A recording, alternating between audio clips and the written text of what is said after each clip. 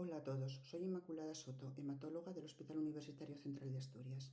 En esta presentación os voy a mostrar aquellos resultados más relevantes de lo que se presentó en el último congreso de la Sociedad Internacional de Trombosis y Hemostasia que tuvo lugar en Washington entre el 21 y el 25 de julio pasados. Como os digo, os lo voy a presentar de forma cronológica, comenzando por el día 21 y explicándoos en qué tipo de formato se presentó la comunicación correspondiente.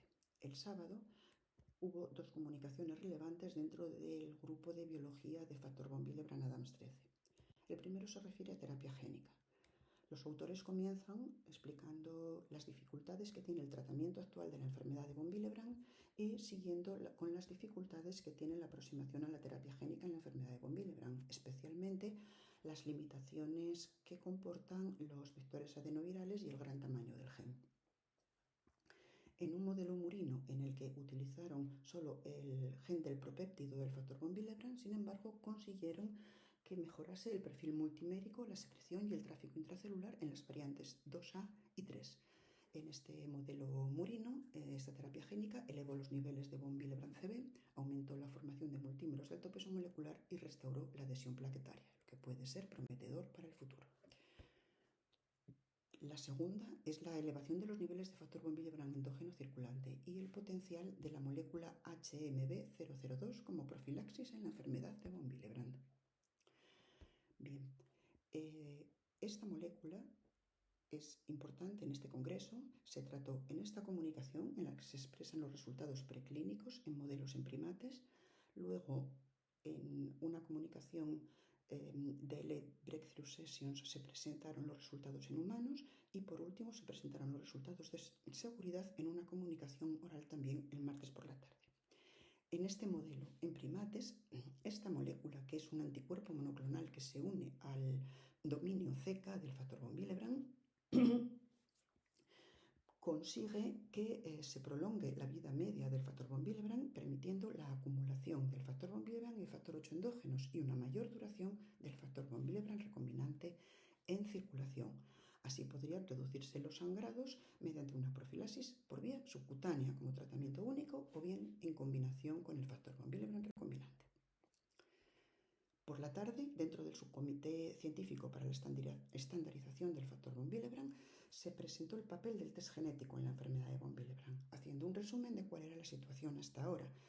Los estudios genéticos en la enfermedad de von Willebrand de tipo 1 obtenían mutaciones patogénicas solo en el 85% de casos, mientras que en los tipos 2 y 3 se obtenía hasta un 95% de casos. Esto hizo priorizar inicialmente los estudios hacia las variantes, hacia los tipos 2 y 3. La distribución de las mutaciones según los subtipos también es distinta. En los subtipos 1 y 3 están distribuidas por todo el gen, mientras que en los 2B, 2M y 2N están concentradas en pocos dominios. Las conclusiones las presenta muy bien el doctor Lillicrap en este esquema que forma parte de un artículo de próxima publicación en Hematológica, en el que nos refiere 4 aplicaciones fundamentales del test genético en la enfermedad de von Willebrand. La primera es la confirmación del diagnóstico en los tipos 2A, 2B, 2M y 2N, y en el tipo 1 cuando el nivel de factor von Willebrand es inferior a 30%. La segunda es la planificación familiar y el consejo genético en los tipos 3 y 2N. La tercera, el diagnóstico diferencial en el tipo 2N, diferenciándolo de la hemofilia A leve. En el tipo 2B, diferenciándolo del von Willebrand plaquetario y en el von Willebrand congénito, diferenciándolo del síndrome de von Willebrand adquirido.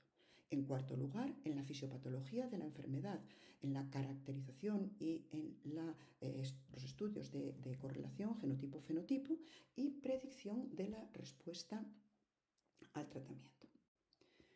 A continuación, presentaron el análisis multiómico de la enfermedad de von Willebrand de tipo 1. ¿Qué significa? Los autores parten de que en la enfermedad de von Willebrand de tipo 1 la expresión de los sangrados, la expresión clínica de la enfermedad muchas veces no guarda correlación ni con los niveles de factor von Willebrand ni con la presencia o ausencia de determinadas mutaciones. Entonces consideran que lo que hay que hacer es un estudio multiómico, entendiendo por tal un estudio proteómico, metabolómico y lipidómico en un intento de identificar factores que pueden modular la respuesta clínica del factor von Willebrand. Otra sesión se trató del genotipo de la enfermedad de von Willebrand de tipo 2N. La mayoría de las variantes 2N se encuentran en el dominio de' de 3 y el resto se localizan en los dominios de 1 de 2, afectando al propéptido. El tema se centró en la presencia o ausencia de la variante R854Q. Parece ser que la presencia de esta variante se asocia con menos manifestaciones hemorrágicas que su ausencia. Y los autores concluyen que es un dato determinante de la enfermedad, porque en la presencia de esta variante condiciona niveles de factor 8 superiores en rangos leves, mientras que su ausencia condiciona niveles de factor 8 muy inferiores en rangos bastante severos. Y hace que el algoritmo de tratamiento sea diferente, pues los pacientes que tienen esta variante tienen niveles basales superiores al 15% de 8 y tienen buena respuesta a la desmopresina, mientras que los pacientes que carecen de esta variante suelen tener niveles basales inferiores al 15% y falta de respuesta o muy pobre respuesta a la desmopresina, lo que obliga a que el tratamiento sea bien con concentrados de factor von Willebrand, con efasenoctocog-alfa o con miméticos del 8. A continuación, y por último, se hicieron dos propuestas.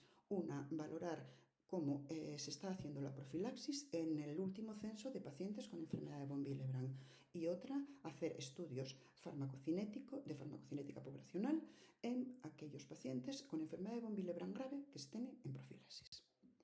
Pasamos al domingo. El domingo se presentaron los resultados de la molécula HMB002 aplicada en enfermedad de von Willebrand tipo 1 en humanos, el primer estudio en humanos, y son los resultados preliminares de seguridad farmacocinética y farmacodinámica. Como siempre, los autores y la presentadora de las dificultades de tratamiento y la situación actual de la enfermedad de von Willebrand, pero nos dicen que solo la elevación de 1,5 a 2 veces el valor basal disminuye, modifica de forma muy importante el fenotipo hemorrágico. Entonces, ese es, digamos, su objetivo, y ese objetivo parece que se consiguió en los ensayos en monos que os presenté en la comunicación anterior. Esta molécula es un anticuerpo monovalente que se une al dominio CK del factor von Willebrand, que mediante la unión al receptor de neonatal de las gamma-globulinas hace que se reduzca el aclaramiento de la molécula, aumenta los niveles circulantes de factor von Willebrand y se acumulan también el factor von Willebrand y el factor 8. Esto en los estudios preclínicos consiguió una elevación entre 1,5 y 2 veces de elevación de factor von Willebrand y de factor 8, conservando la función del factor von Willebrand y sin compromisos de seguridad a la dosis aplicada, que era el nivel mínimo de dosis del que iban a partir. Así diseñaron el estudio para pacientes adultos con niveles de factor von Willebrand inferiores al 40% y niveles de factor 8 inferiores al 70%. Se incluyeron 2 hombres y una mujer en el estudio, cuyos resultados nos presentan. Nos dicen que cortaron a los 56 días y comprobaron que durante 28 días se mantenían los niveles elevados de factor von Willebrand y de factor 8. Comprobaron también que se mejoraban los parámetros de test de generación de trombina y se mejoraban también los parámetros de tiempo de tromoplastina parcial activada. Así consideran que el nivel más bajo de dosis, que son los 20 miligramos, se consigue la elevación de 1,5 veces de factor von Willebrand y de factor 8, que los niveles permanecen elevados al menos durante 28 días sin eventos adversos. Estos datos les les sostienen el poder subir la dosis a niveles superiores de la molécula, y continúa con el reclutamiento. Las comunicaciones orales del domingo abordaron cuestiones de género y de sexo, y en estas destaca el que los estudios, los ensayos clínicos en factor von Willebrand se han basado históricamente en los ensayos clínicos en hemofilia. Esto ha conducido a un sesgo que hace que la mayor parte de los ensayos clínicos incluyan muy pocas mujeres. ¿Y por qué? Porque excluyen, como criterio de inclusión, el sangrado menstrual abundante, que es precisamente el síntoma más importante que describen las mujeres con enfermedad de von Willebrand. Esto hace a los autores reflexionar sobre que es necesario un cambio de paradigma y un diseño específico de los ensayos en enfermedad de von Willebrand hacia los síntomas que realmente caracterizan la enfermedad y no los que son un reflejo o una réplica de los de la hemofilia. En el bloque de comunicaciones orales de genómica y transcriptómica hubo una comunicación acerca de la importancia de las variantes del número de copias de factor von Willebrand en pacientes con enfermedad de von Willebrand. Dicen que esto por técnicas de microarray aporta valor diagnóstico importante, mejora los diagnósticos en aquellos pacientes en los que no se alcanzaban diagnósticos previos y así hace que pacientes con niveles bajos de factor von Willebrand que no tenían diagnóstico genético previo por secuenciación, pues se puedan diagnosticar. Hubo una sesión sobre factor von Willebrand y biorreología dentro del subcomité para la estandarización de la enfermedad de von Willebrand. Fue interesante destacar que en aquellos pacientes que portan dispositivos de asistencia ventricular, que se producen cambios en la biorreología, también como consecuencia a veces se produce un síndrome de von Willebrand adquirido. Mediante un anticuerpo anti-ADAMTS13 consiguen reducir la actividad ADAMTS13 y entonces en estos pacientes, y al menos durante 4 horas, consiguen que haya niveles, parámetros mejores de factor von Willebrand que previamente, que aunque son resultados muy preliminares, pues permiten valorar si en el futuro se podrán a lo mejor tratar estos pacientes con este producto.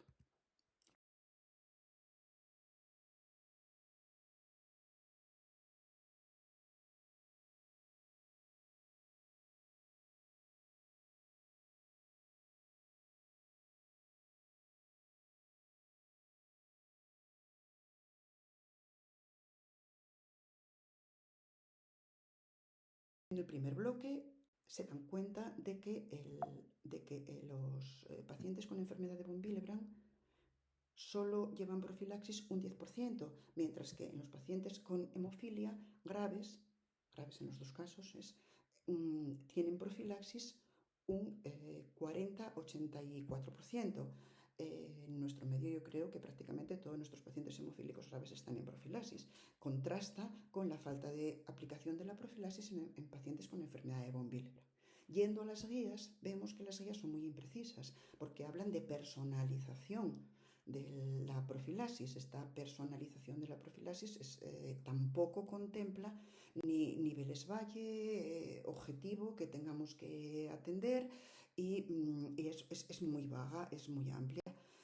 Así, los autores proponen que se considere enfermedad de von Willebrand grave aquella en la que cualquier paciente con enfermedad de von Willebrand que tenga o un nivel de von Willebrand antigénico o funcional menor del 20% o bien menos del 30%, pero que asocie un sangrado grave, que le cause hospitalización, que le cause descenso en la cifra de hemoglobina, que haga que tenga que sufrir un procedimiento quirúrgico o una transfusión de hemoderivados, o bien que afecte a un órgano crítico como el cerebro, un ojo, el corazón, o que cause un sangrado muscular con síndrome compartimental, o bien que sea tan persistente y tan repetitivo el sangrado que interfiera con el funcionamiento normal de la vida de la persona.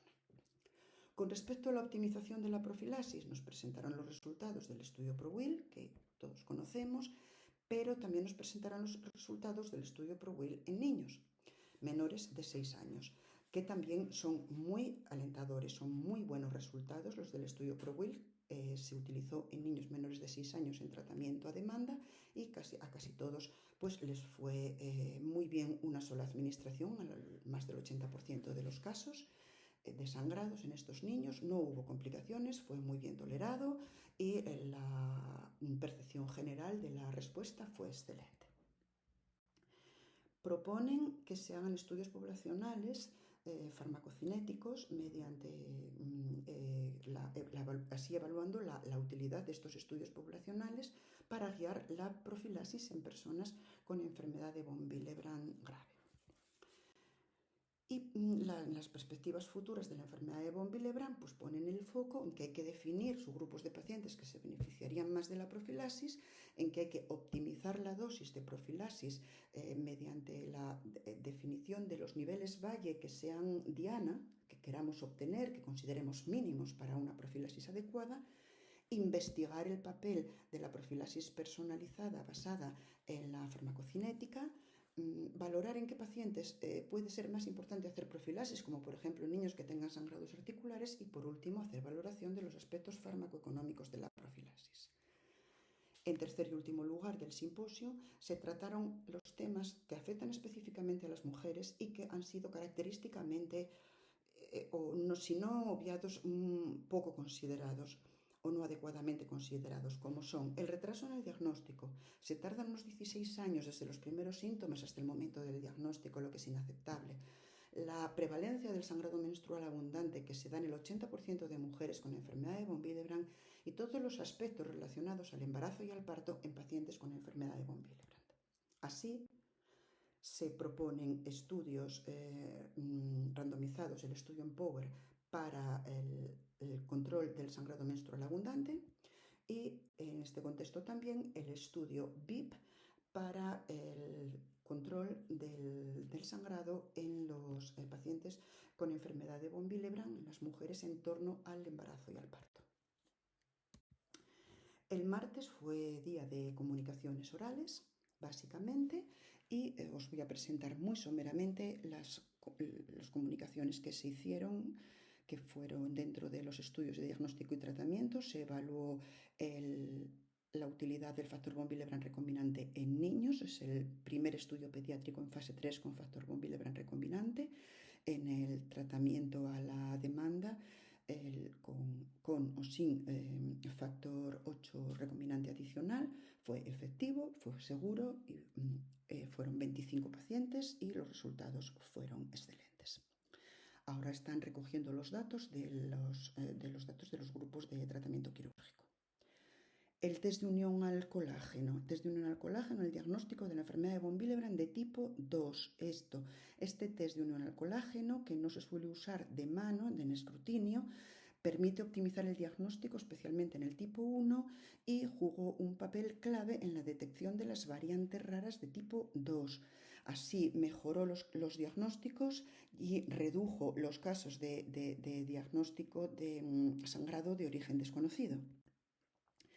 Los test de unión al factor 8 y plaquetas del factor von Willebrand con relación a las pruebas genéticas. Bueno, pues este test resultó muy positivo en el sentido de que reduce la necesidad de estudios genéticos en los subtipos 2B y 2M y 2N de la enfermedad de von Willebrand, en el sentido de que permite utilizar plasma congelado y entonces se puede transportar y permite distinguir el subtipo 2B de enfermedad de von Willebrand de la enfermedad de von Willebrand plaquetaria, lo cual es imprescindible para aplicar el tratamiento adecuado.